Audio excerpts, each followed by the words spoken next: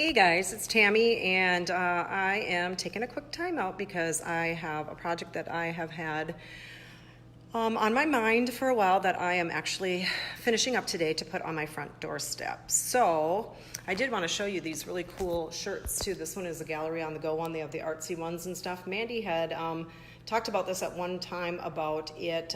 There's a gal on Artsy that sells them, and so I'm sporting my Gallery on the Go shirt today. The nice thing is if you get anything on it, you just blend it right in and nobody sees it. So it's a great paint shirt to have. So here's what I'm working on. I got this at Home Depot. It's one of those boards. I can take the measurements for you and post them afterwards. I have a little bit of space on the bottom. I might do some pumpkins on. But what I am working with today is something called Chalk Couture. And these are the Chalk Couture pastes. And then these are some of the tools that you apply them with. And then this one is obviously upside down because I just cleaned it. These are the stencils. The good and the bad of this particular part is that these stencils, you need to be a member in order to buy them, so you pay a monthly fee. But look at the design. So I did a variegated. What I did is I put the stencil down and I put a little bit of yellow and a little bit of white, and then I blended them together to make the word autumn. And so this one I have already blended, and you can't leave it on there very long, so I need to go ahead and pull this off. So I'm gonna pull it off and show you. That's as simple as this is. Like, it is super cool.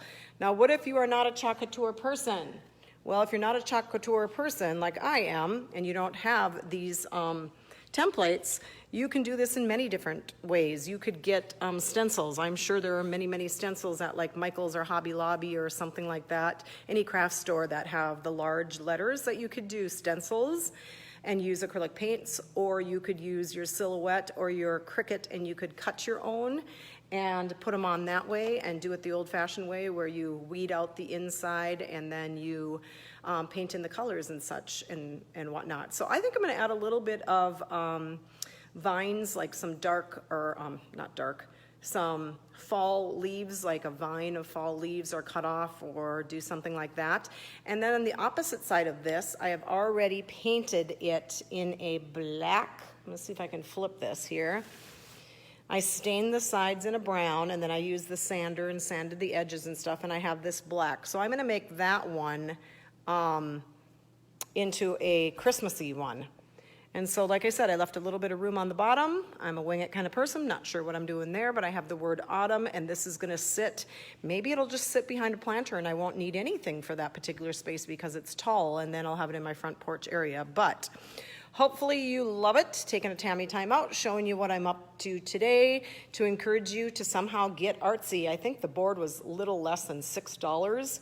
And so, I mean, you could do 12 people at one time and just do this class over and over and over again. If it works, why reinvent the wheel? Just set your class numbers at 10 or 12 people, go in, do it, and then offer it again in another couple weeks. They could choose their colors of paints and whatnot and have fun. So happy fall, you all. It is feeling like that here in North Dakota. It's a little bit breezy today and the leaves are falling, and I'm sad because I love summer best of all. But happy artsy Tuesday, I guess it is today. So take care.